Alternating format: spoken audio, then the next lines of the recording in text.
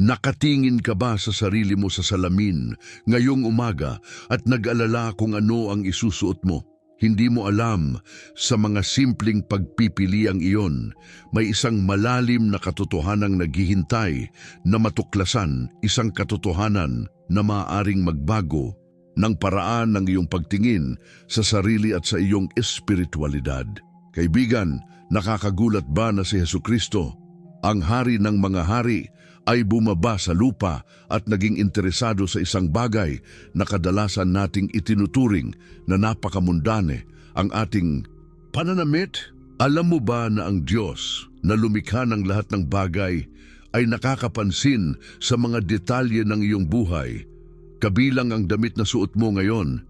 Ito ba ay nagpapakaba sa iyo o nagpapahinga sa iyong kaluluwa? Mayroon akong isang tanong para sa iyo. Maaring ito'y hindi pa naipapasok sa iyong isipan. Paano kaya kung ang bawat piraso ng tela sa iyong katawan ay may nakikitang mensahe sa espiritual na mundo?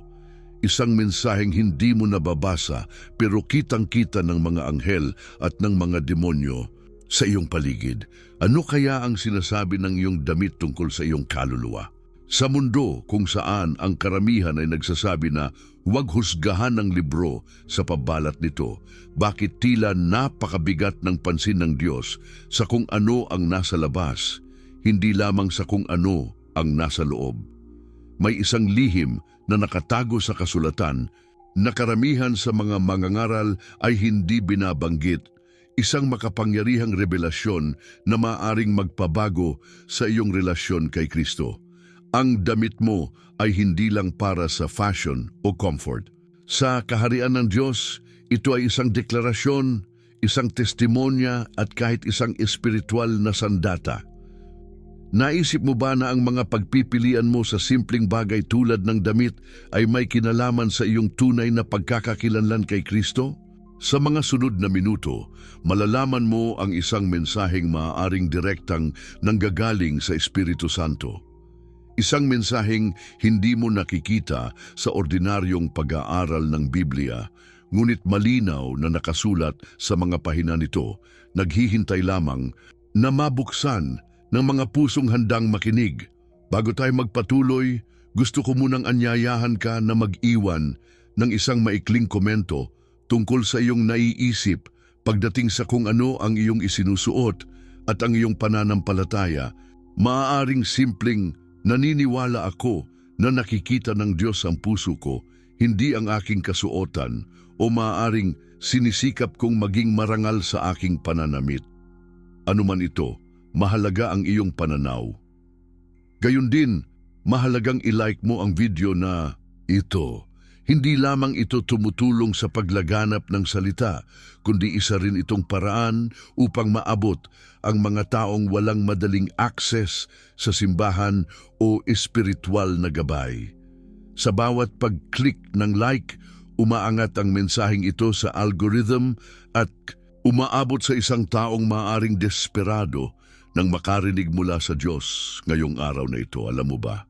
Ang iyong simpleng pag-subscribe sa channel na ito ay nagpapahintulot sa mga taong itinuturing ang content na ito bilang kanilang espiritual na tahanan. Para sa marami, ang mga mensaheng ito ay tanging koneksyon nila sa salita ng Diyos sa mundo ng kawalan ng pananampalataya at pagkalito. Ikaw, sa pamamagitan ng iyong suporta, ay tumutulong sa pagtayo ng isang virtual na simbahan, isang lugar ng pagpapahinga para sa napakaraming naghihirap na kaluluwa. At ngayon, hayaan mong ito ang sabihin ko sa iyo.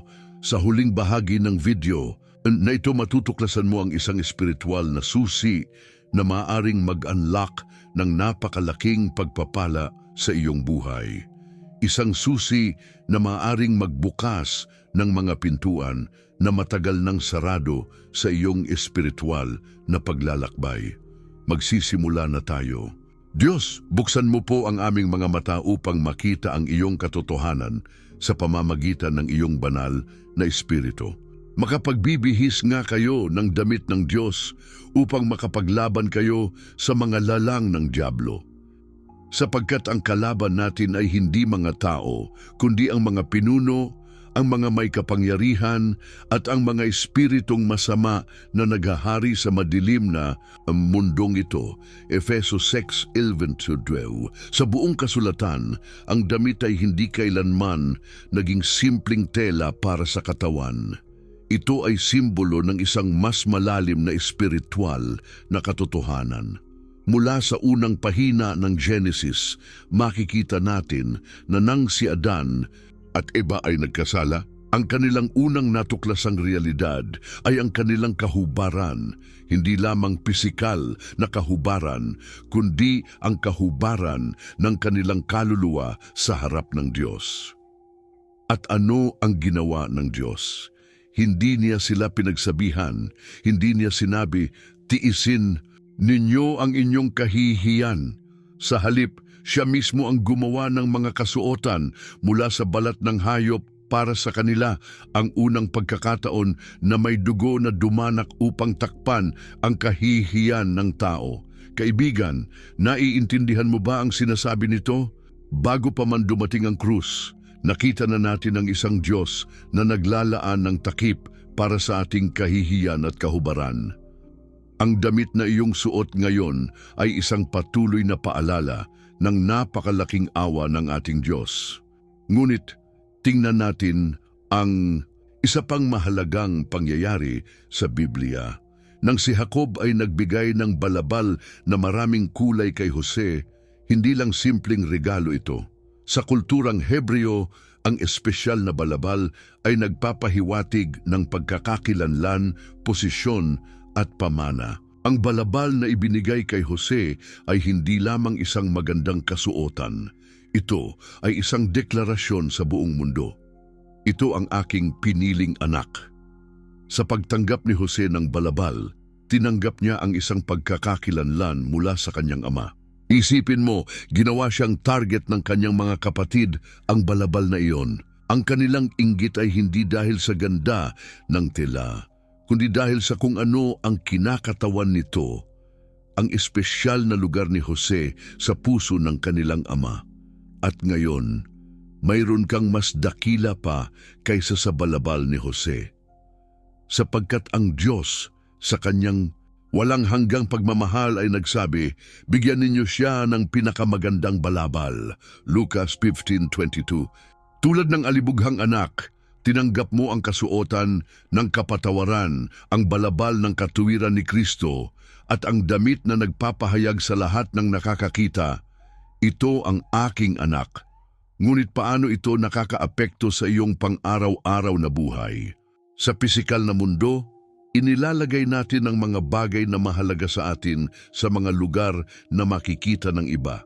Ang mga trophy ay inilalagay sa mga estante, hindi sa mga drawer. Ang mga medalya ay isinusuot sa dibdib, hindi itinatago sa bulsa. Ganon din naman, ang ating inilalagay sa ating katawan ay isang pahayag sa mundo kung ano ang mahalaga sa atin, kung sino tayo, kung ano ang ating values, at kung ano ang ating sinasamba, kung si Kristo ay ang pinakamahalagang bagay sa buhay. Paano ito nakikita sa paraan ng iyong pananamit? Hindi ito tungkol sa legalistikong mga patakaran o mahigpit na dress code. Ito ay tungkol sa kung paano natin ipinapahayag ang ating pagkakakilanlan kay Kristo sa mundo. Ang 1 Pedro 3:3-4 ay nagsasabi, huwag maging sa panlabas ang inyong paggayak, gaya ng pagkulot ng buhok, pagsusuot ng mga hiyas na ginto o pagbibihis ng mamahaling damit, kundi ito'y sa loob ng puso, ang di nasisira sa kagandahang loob at banayad na kalooban na siyang napakahalaga sa paningin ng Diyos. Maraming mali ang pag-unawa sa bersikulong ito. Hindi ito nagbabawal ng mga hiyas o magagandang damit. Ang sinasabi nito ay ang huwag maging sa panlabas lamang ang iyong kagandahan. Ang espiritual na kagandahan, ang kagandahan ng isang mahinahon at payapang espiritu ay ang dapat mong pahalagahan ng higit pa kaysa sa iyong pisikal na kasuotan. Ngunit pansinin ito, sinasabi ng Diyos na ang iyong kasuotan ay kailangan ding magpakita ng iyong panloob na kagandahan.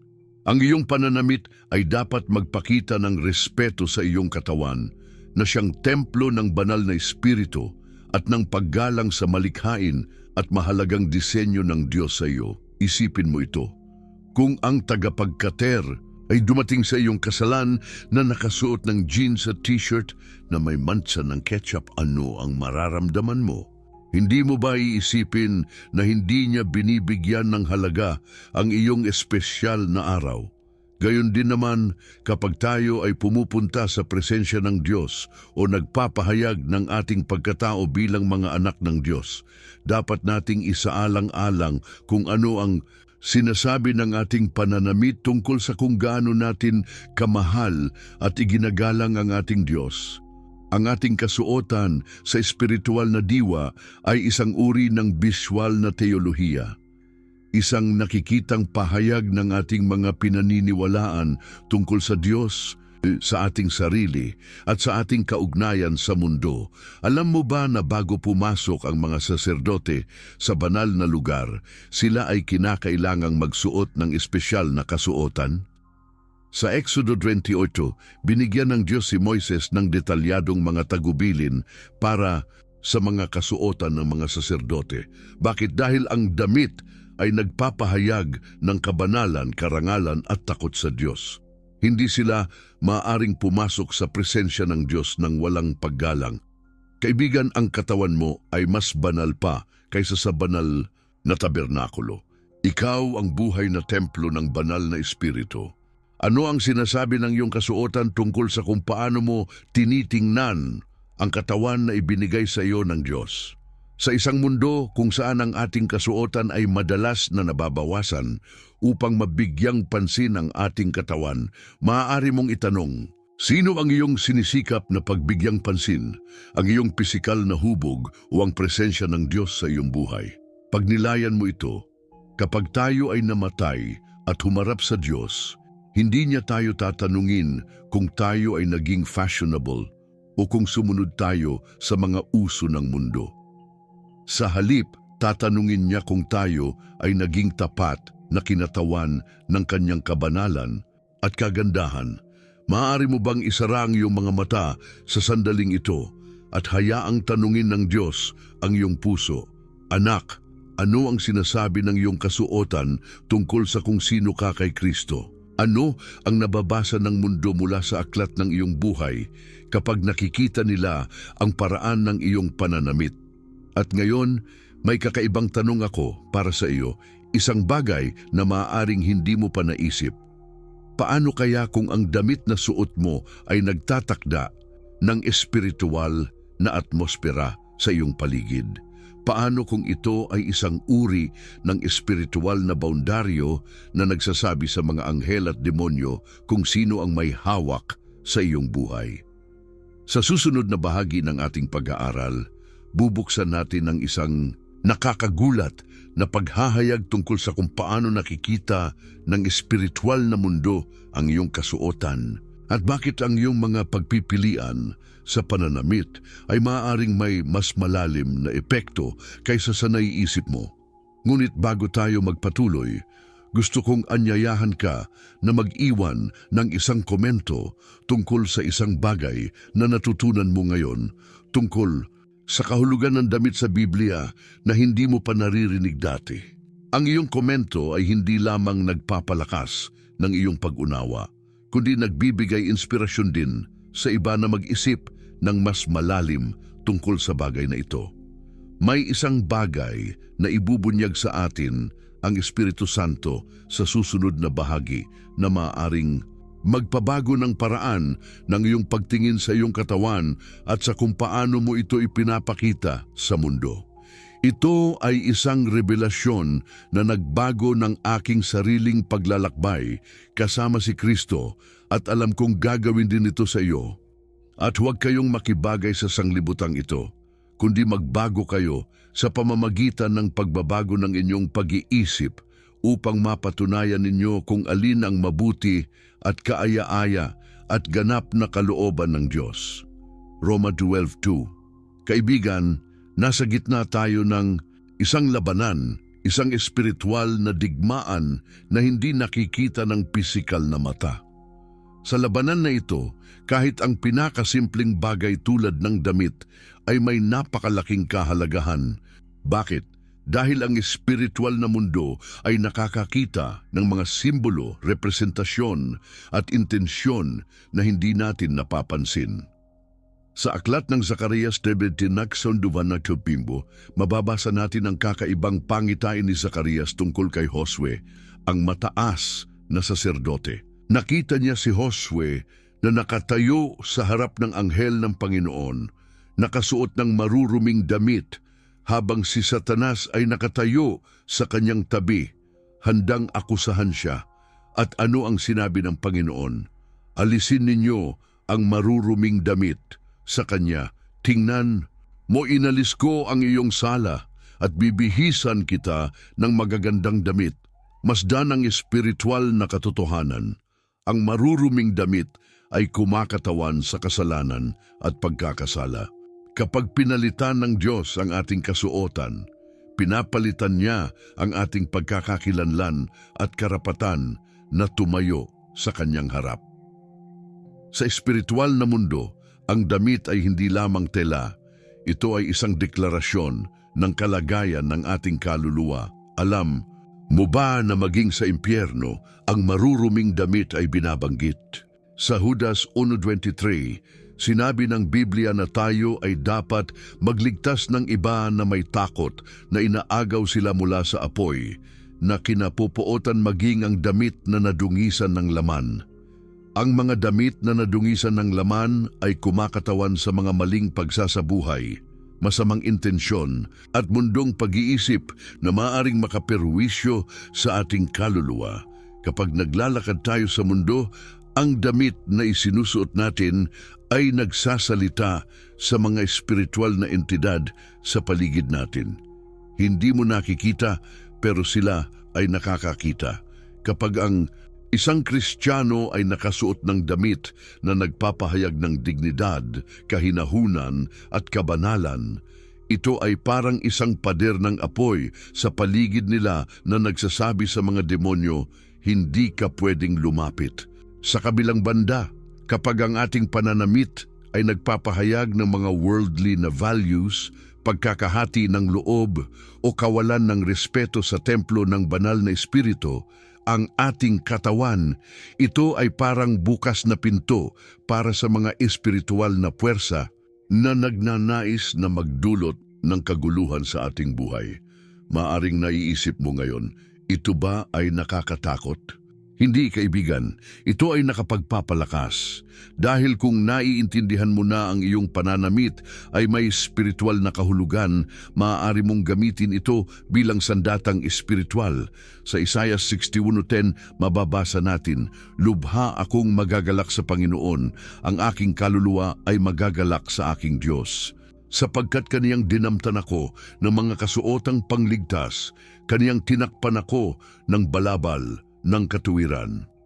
At sa Efeso 6, nakita natin ang buong baluti ng Diyos, ang baluti ng katuwiran, ang baluti ng kaligtasan, ang sinturon ng katotohanan.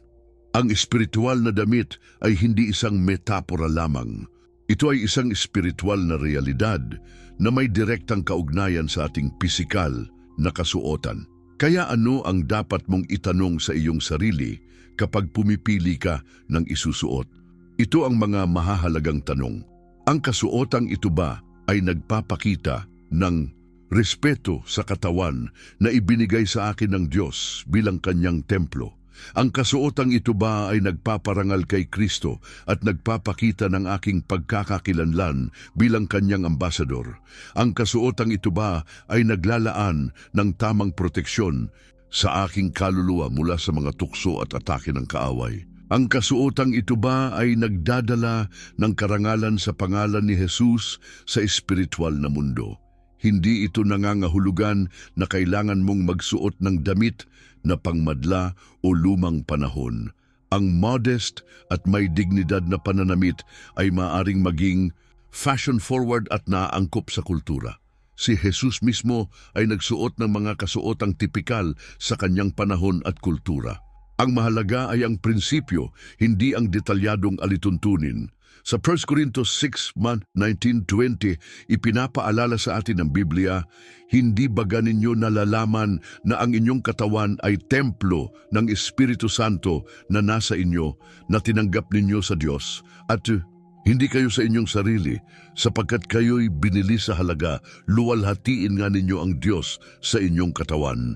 Kung ang iyong katawan ay isang templo, isang lugar ng pagsamba, ang damit mo ay kawangis ng mga kurtina, mga dibuhong pader at mga ornamento ng templong iyon. Dapat silang magpakita ng kabanalan, kagandahan at dignidad ng Diyos na naninirahan sa loob. Isipin ang kwento ng Esther sa Biblia. Bago siya humarap sa hari, siya ay dumaan sa buong taon ng paghahanda at pagpapaganda. Hindi lamang ito para sa pisikal na kagandahan, ito ay paghahanda para sa kanyang papel bilang tagapagligtas ng kanyang mga tao. Sa parehong paraan, ang paraan ng ating pananamit ay hindi lamang tungkol sa kung ano ang magmumukhang maganda. Ito ay tungkol sa paghahanda para sa ating misyon bilang mga anak ng Diyos sa mundo. Naalala ko ang isang beses na naglalakad ako sa isang mall. Nakakita ako ng isang babae na nakasuot ng t-shirt na may mga salitang Child of God, anak ng Diyos. Hindi ko nakilala ang taong iyon, pero naramdaman ko ang pangangailangan na lumapit at sabihin sa kanya, "Salamat sa pagpapaalala sa mundong ito kung sino ang tunay na may hawak." Iyon ay isang simpleng t-shirt, ngunit ito ay isang espiritual na deklarasyon na lumikha ng isang espasyo para sa Diyos sa materialistikong kapaligiran ng mall. Hindi nyo alam, pero ang inyong simpleng mga pagpipilian sa pananamit ay maaaring maging paraan upang magpatotoo para kay Kristo sa isang mundong desperadong nangangailangan ng kanyang presensya. Ang katotohanan ay ito. Nakikita ng Diyos ang damit mo hindi dahil siya ay makitid ang isip o mapanghusga. Nakikita niya ang iyong damit dahil nakikita niya ang lahat ng bahagi ng iyong buhay. Nakikita niya ang iyong damit dahil mahal niya ang lahat ng detalye tungkol sa iyo. Nakikita niya ang iyong mga pagpipilian sa pananamit dahil alam niya kung ano ang maaaring umakay sa iyo sa pagkalugmok o sa kabanalan. Isipin mo ito. Si Jesus ay nagsuot ng isang walang tahi na tunika, isang damit na napaka-espesyal, kaya hinagisan ng mga Romano ng palabunutan para dito. Hindi ba nakakaintriga iyon? Maging ang damit ni Kristo ay may simbolikong kahulugan. Ang kanyang walang tahi na tunika ay kumakatawan sa kanyang perpektong buhay. Isang buhay na walang pagkakasalang moral o putol. Ngayon, ang pinakamahalagang katanungan, nakasuot ka na ba ng walang tahi, nakasuot ang espiritual, ang damit ng kaligtasan at kabanalan na binigay ni Kristo? Kung hindi pa, maari ka ngayong magdesisyon na tanggapin ang kanyang alok ng bagong balabal ng katuwiran. Kung ang mga nakaririnig sa akin ay nagsasabing napakaganda ng mensaheng ito, hindi ko ginagawa ang aking tungkulin, mararamdaman mo dapat ang Diyos na mismo ang nagsasalita sa iyo. A.W. Tozer, kaibigan, hindi ko hinihiling sa iyo na baguhin ang iyong wardrobe ngayon. Hinihiling ko sa iyo na buksan mo ang iyong puso sa Diyos at hayaan mo siyang baguhin ang iyong pananaw sa kung ano ang tunay na ibig sabihin ng pagiging magaganda at karapat-dapat sa harapan ng Diyos at ng mundo. Kung hinaplos ng mensahe na ito ang iyong puso, isipin kung ilan pa ang maaabot natin ng sama-sama. Maging miyembro at maging bahagi ng isang kadena ng pag-asa na tahimik na lumiligtas. Bawat kontribusyon ay nagsisiguro na ang mga mensaheng tulad nito ay umaabot sa mga sulok ng internet kung saan ang mga tao ay humihingi ng mga sagot. Ngayon, may nakakaintrigang katanungan ako para sa iyo. Paano kung ang pinakamakapangyarihang pahayag ng iyong pananampalataya ay hindi ang kung ano ang isinusuot mo, kundi kung paano mo dinadala ang iyong sarili kapag suot mo ito. Ano kaya ang mangyayari kung ang iyong pisikal na kasuotan at ang iyong espiritual na anyo ay parehas na nagpapahayag ng isang mensahe ng dignidad, kagandahan at kabanalan? Sa susunod na bahagi ng ating pag-aaral, titingnan natin ang mga malalaking pagbabago na nangyari sa buhay ng mga taong nagdesisyon na gamitin ang kanilang pananamit bilang paraan ng espiritual na pakikibaka at pagpapatotoo. Makikita natin ang mga nakakagulat na halimbawa mula sa Biblia at sa kasaysayan na nagpapatunay na ang damit at ang espiritualidad ay magkaugnay na bahagi ng ating buhay kay Kristo. Bago tayo magpatuloy, maaari mo bang ibahagi sa comments kung paano naapektuhan ng mensaheng ito ang iyong pananaw sa iyong sariling pananamit? Ang iyong pagbabahagi ay maaaring maging daan para sa iba na mag-isip ng mas malalim tungkol sa kanilang sariling pananamit at kung paano ito nakakaapekto sa kanilang espiritual na buhay. Maging handa, kaibigan. Ang susunod na bahagi ay maaaring magpapabagsak ng anumang maling pag-iisip na mayroon ka tungkol sa kung paano tinitingnan ng Diyos ang iyong pananamit at maaari nitong baguhin magpakailanman ang paraan ng iyong pagtrato sa iyong katawan bilang templo ng banal na Espiritu. Ano ang kapakinabangan ng tao kung makamtan niya ang buong sanlibutan at ipapahamak naman ang kaniyang kaluluwa? O ano ang ibibigay ng tao na katumbas sa kaniyang kaluluwa? Marcos 8:36-37. Sa nakaraang bahagi ng ating pag-aaral, natuklasan natin kung paano nakikita ng spiritual na mundo ang ating pananamit. Ngayon, nais kong dalhin ka sa isang mas malalim na pag-unawa, ang ugnayan ng ating pananamit sa ating pagkatao at layunin. Maaalala mo ang kwento ni Daniel sa Biblia? Nang dalhin siya sa palasyo ng Babylonia, ang unang bagay na sinubukan ng mundo na baguhin ay ang kanyang pagkakakilanlan. Binigyan siya ng bagong pangalan, bagong edukasyon, at maging ang bagong uri ng pagkain. Ngunit si Daniel ay nagpasya sa kanyang puso na hindi niya dudumihan ang kanyang sarili. Ipinagtanggol niya ang kanyang pagkakakilanlan kay Yahweh sa gitna ng paganong kultura. Paano niya ginawa ito? Hindi lamang sa pamamagitan ng kanyang mga salita, kundi sa pamamagitan ng kanyang buong pamumuhay, mula sa pagkain na pinili niyang kainin hanggang sa paraan kung paano niya iniharap ang kanyang sarili sa hari.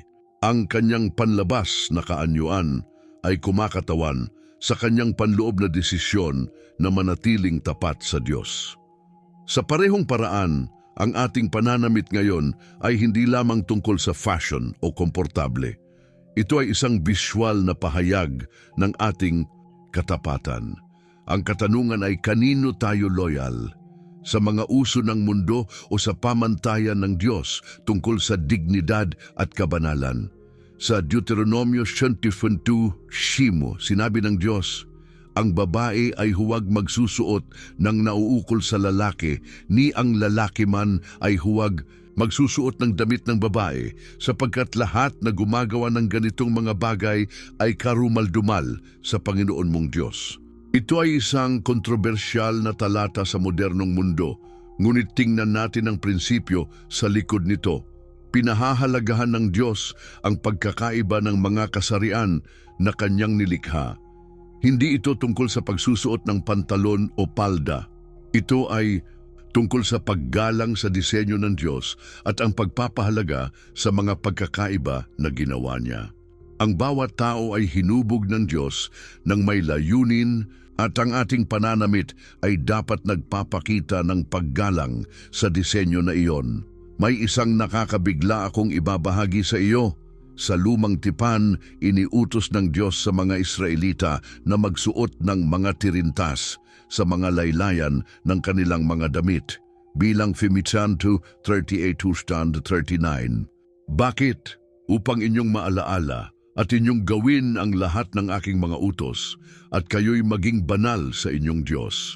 Nakakita ka na ba nito? Ang damit ay isang paalala. Ang bawat pagkakataon na tiningnan ng mga Israelita ang kanilang mga damit at nakita ang mga asul na tirintas, naaalala nila kung sino sila, ang bayan ng Diyos na may banal na layunin sa mundo. Ang kanilang pananamit ay hindi lamang functional. Ito ay isang visual na paalala ng kanilang pagkakakilanlan at layunin. Ngayon, hindi na tayo kinakailangang magsuot ng mga tirintas sa ating mga damit. Ngunit paano kung ang bawat umaga habang pinipili natin ang ating isusuot, iniisip natin, paano ako makapagsusuot ng isang bagay na magpapaalala sa akin na ako ay anak ng kataas-taasang Diyos? Paano ako makapagsusuot ng isang bagay na nagdadala ng karangalan sa pangalan ni Kristo?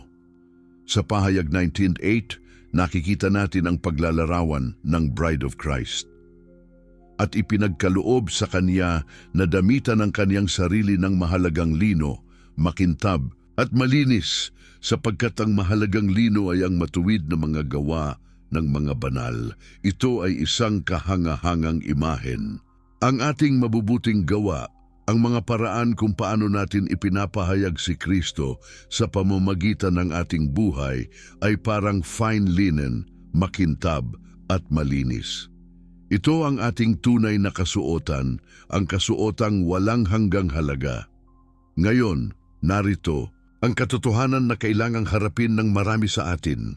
Madalas naming ginagastusan ang panlabas na kasuotan ng higit kaysa sa aming panloob na pagkatao. Ilang oras at pera ang inilalaan natin para sa ating physical wardrobe kumpara sa ating spiritual wardrobe. Ilan sa atin ang nag-aalala kung tayo ay nasa latest trend, ngunit hindi nag-aalala kung ang ating puso ay nasa tamang kondisyon sa harap ng Diyos. Ngunit ang pag-aaral na ito ay hindi tungkol sa pagkuha ng guilt. Ito ay tungkol sa pagkuha ng bagong pananaw. Pinapansin ng Diyos ang ating damit hindi dahil siya ay maliit o makitid ang isip. Pinapansin niya ang lahat ng detalye ng ating buhay dahil siya ay handang gumamit ng lahat ng bagay, maging ang ating kasuotan, upang ipakita ang kanyang kaluwalhatian at pagmamahal sa mundo. Para sa mga nabubuhay sa panahon ng social media, ipinapahayag natin ang ating pagkakakilanlan sa pamamagitan ng mga selfie. Kaya siguro, higit kailanman, ang ating pananamit ay naging bahagi ng ating pagpapahayag ng kung sino tayo. Pero sino talaga tayo? Sa Galatia 3:27, sinasabi sa atin, sapagkat ang lahat ng sa inyo ay nabautismuhan kay Kristo, ay ibinihis ninyo si Kristo. Ibinihis natin si Kristo.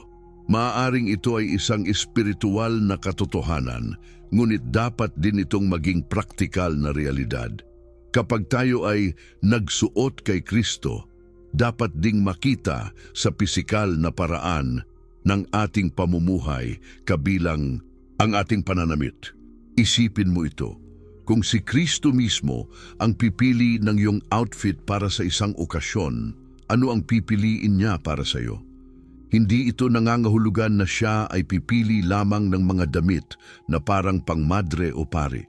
Si Jesus ay dumalo sa mga kasalan at handaan. Siya ay naging bahagi ng lipunan ng kanyang panahon. Ngunit alam natin sa kanyang buhay na kanyang iginalang ang kabanalan at dignidad ng lahat ng kanyang ginawa.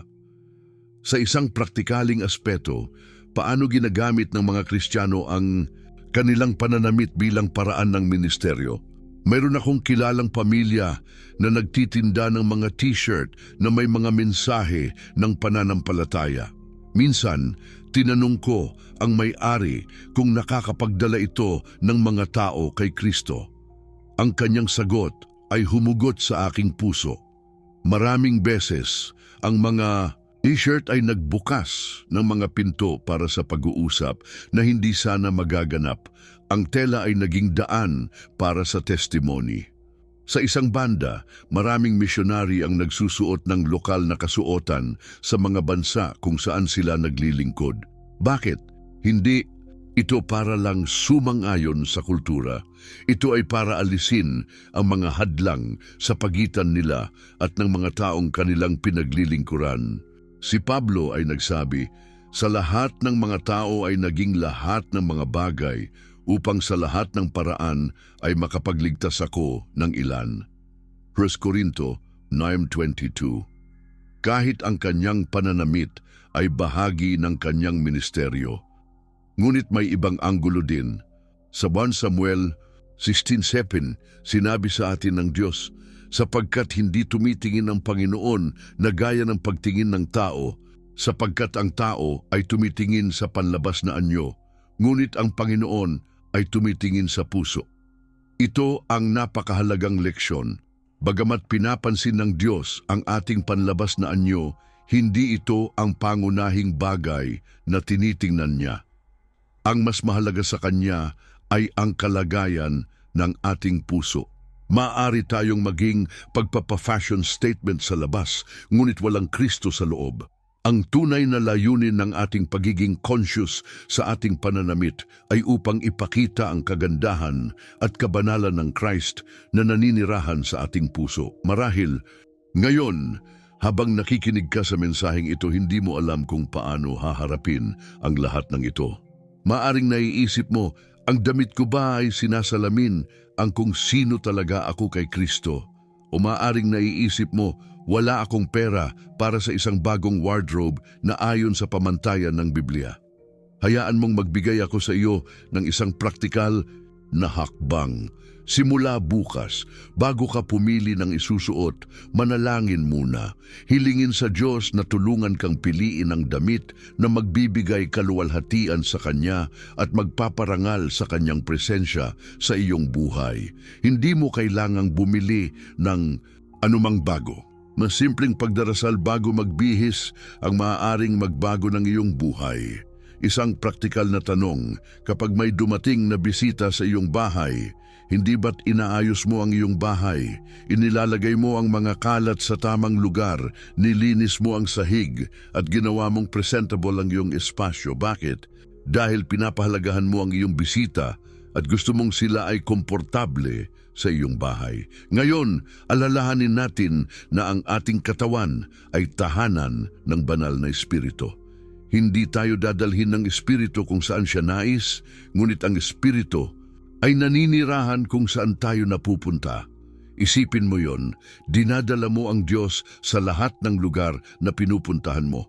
Paano natin igagalang ang presensya na yon sa pamamagitan ng pananamit natin? Hindi ito nangangahulugan na kailangan mong maging obsessed sa iyong anyo panlabas. Ngunit ito ay nangangahulugan na dapat mong gawing bahagi ng iyong espiritual na disiplina ang maging aware sa iyong pananamit at sa mensaheng pinapadala nito sa mundo.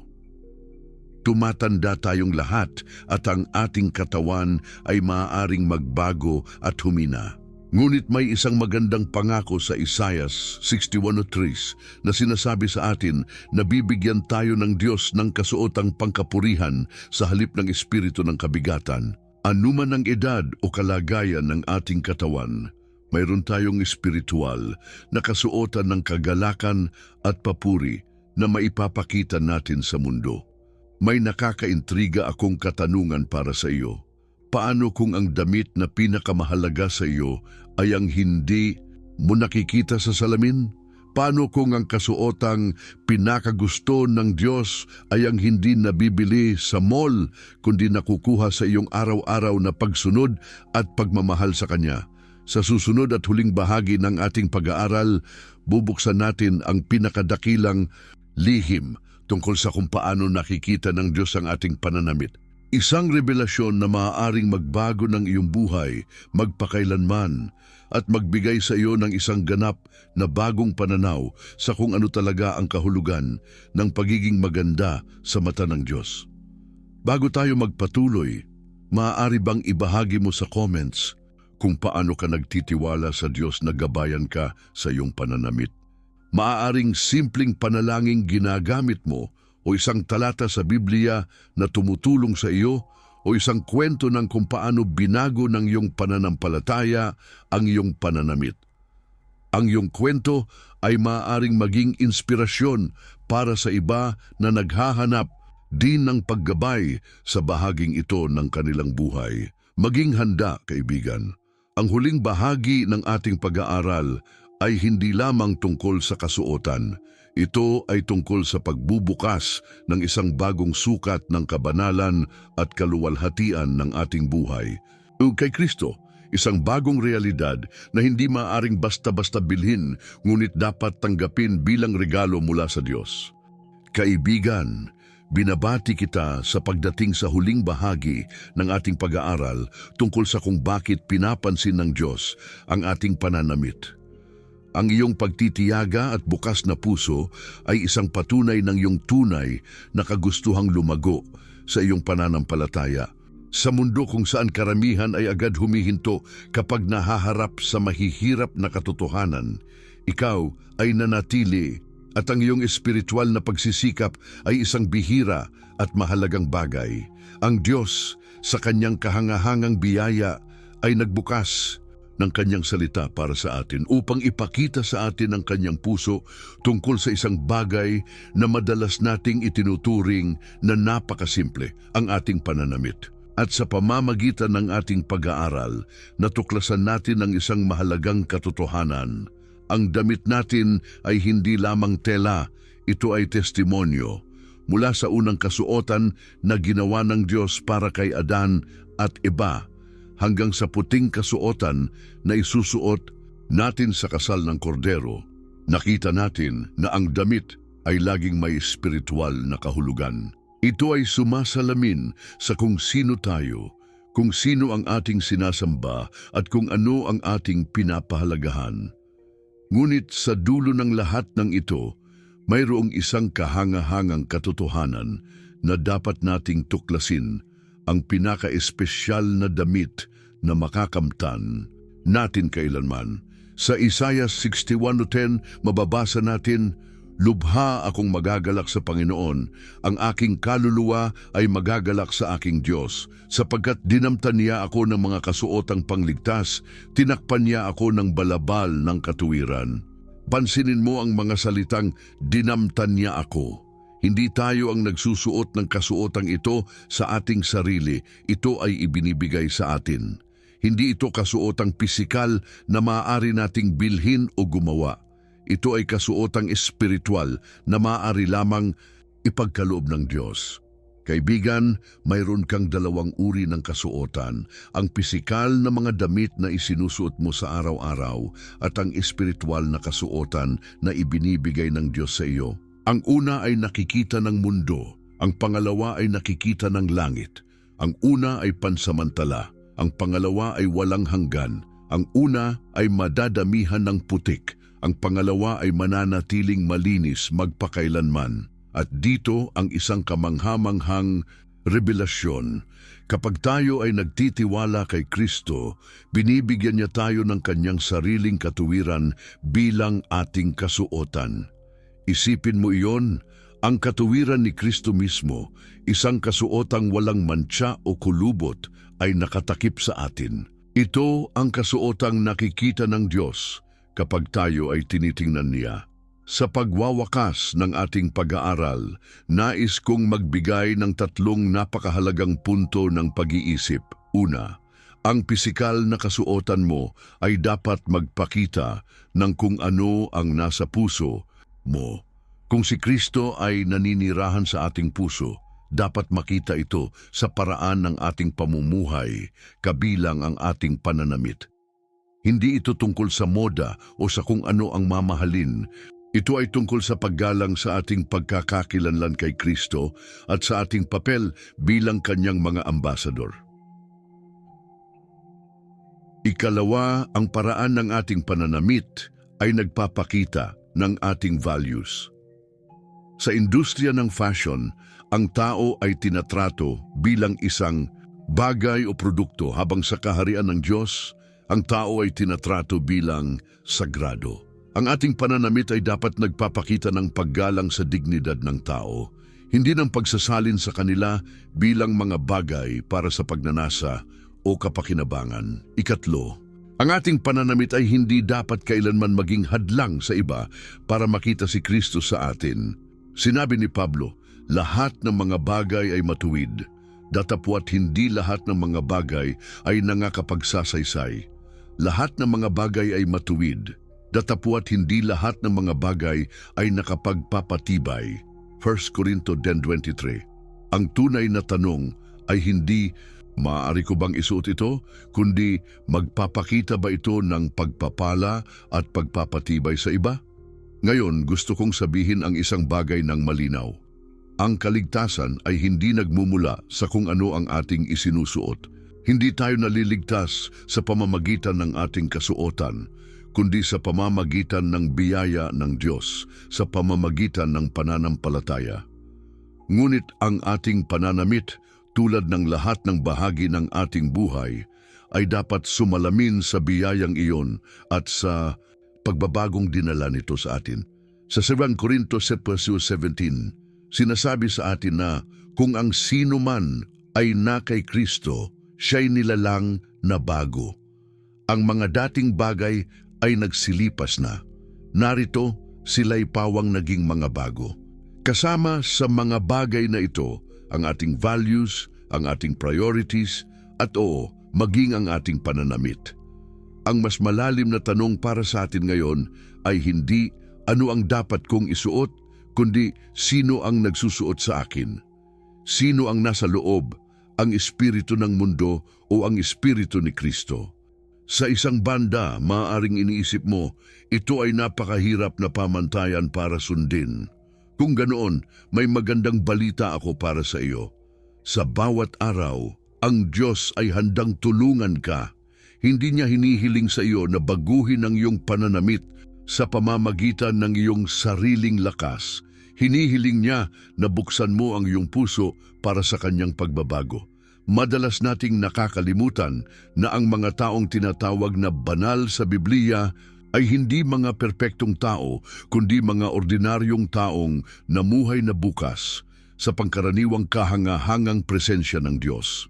Ang kanilang kabanalan ay hindi nagmula sa kanilang sariling pagsisikap, kundi sa kanilang pagpapahalaga sa presensya ng Diyos sa kanilang buhay. Sa parehong paraan, ang ating pananamit ay nagiging banal, hindi dahil sa kung gaano ito kahigpit o konserbatibo, kundi dahil sa paraan kung paano nito iginagalang at pinapakita ang presensya ng Diyos sa ating buhay.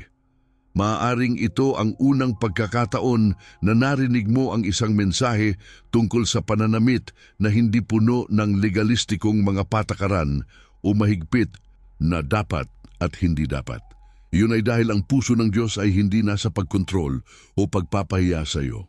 Ang kanyang puso ay nasa pagtulong sa iyo na maranasan ang buhay na may dignidad, kaluwalhatian at kalayaan, pati na sa iyong pananamit. Ngayon gusto kong anyayahan ka na mag-iwan ng isang komento na nagsasabing, tinatanggap ko ang mensaheng ito at naniniwala ako sa kapangyarihan ng Diyos na magpabago sa bawat bahagi ng aking buhay, kabilang ang aking pananamit. Ang pagbabahagi ng video na ito ay hindi lamang isang simpleng pag-click. Ito ay isang gawa ng ebanghelisasyon.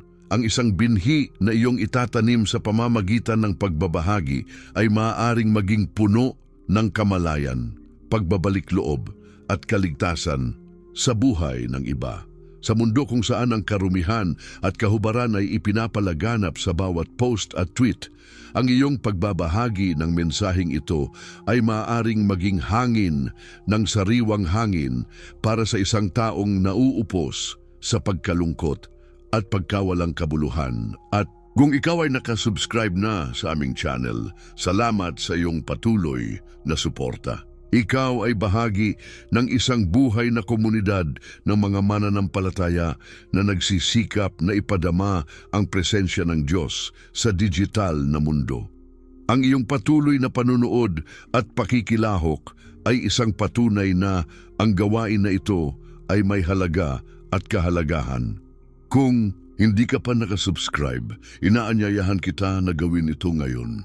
Sa pamamagitan ng pag-subscribe, hindi mo lang suportado ang channel, ikaw ay nakikisama sa isang gawaing misyonero na umaabot sa daan-daang libong tao na naghahanap ng katotohanan sa kanilang buhay. Huwag palampasin ang pagkakataong maging bahagi ng isang kilusan na nagdadala ng liwanag sa kadiliman. Sa hinaharap lalo pa naming palalalimin ang pagtalakay sa mga mahahalagang paksa tulad nito. Ang bawat video ay isang bahagi ng isang mas malaking plano, isang banal na estratehiya para mapalakas ang iyong pananampalataya at mapalalim ang iyong pag-unawa sa salita ng Diyos. Ang pagsunod sa bawat content ay hindi lamang tungkol sa pagkuha ng impormasyon. Ito ay tungkol sa pakikisama sa isang paglalakbay ng pagbabago. Tandaan, si Jose ay may balabal na maraming kulay na nagpahayag ng kanyang espesyal na pagkakakilanlan. Si Esther ay nagsuot ng mga maharlikang damit na nagpakita ng kanyang papel bilang tagapagligtas ng kanyang mga tao. Ang mga saserdote ay nagsuot ng mga sagradong kasuotan na nagpahintulot sa kanila na pumasok sa presensya ng Diyos. At si Jesus, ang ating Panginoon at tagapagligtas, ay nagsuot ng isang walang tahi na tunika na kumakatawan sa kanyang perpektong buhay at ministeryo. Ikaw din, sa iyong sariling paraan, ay nagsusuot ng isang kasuotan na nagpapahayag ng kung sino ka. Ang iyong pananamit ay hindi lamang nagtatakip sa iyo, ito ay nagpapahayag sa iyo. Ito ay nagsasalita ng isang mensahe sa espiritual na mundo, pati na rin sa pisikal na mundo. Ano ang gusto mong sabihin ng iyong pananamit? Alam kong para sa ilan sa inyo, ang mensaheng ito ay maaaring nagdulot ng pagkabigla o pagkagulat. Maaaring hindi mo pa naisip ang iyong pananamit sa ganitong paraan dati, ngunit tandaan, ang pagbabago ay hindi kailangang mangyari sa isang araw. Ang Diyos ay hindi nagmamadali. Siya ay maingat na gumagawa sa ating buhay. Araw-araw, binabago tayo mula sa kaluwalhatian hanggang sa kaluwalhatian habang nakatingin tayo sa Kanya. Huwag hayaang ang takot o ang pressure ay maging hadlang sa iyo na tumugon sa mensaheng ito. Sa halip, hayaang ang pag-ibig ni Kristo ang mag-udyok sa iyo, sapagkat kung tayo ay tunay na minamahal niya, at siya ay talagang nagmamahal sa atin ng lubos, gugustuhin nating ipatupad ang ating pagmamahal sa bawat bahagi ng ating buhay, kabilang ang ating pananamit. Dalangin ko na pagpalain ka ng Diyos habang iyong dinaranasan ang kanyang presensya sa bawat aspeto ng iyong buhay, kabilang ang paraan ng iyong pananamit. Nawa ay laging ipaalala sa iyo ng iyong kasuotan, pisikal man o espiritual, na ikaw ay minamahal, pinahahalagahan, at nilikha para sa isang hangarin ng Hari ng mga Hari. Hanggang sa muli nating pagkikita, magsuot ka ng iyong pagkakakilanlan kay Kristo ng may karangalan at karangalan. Amen.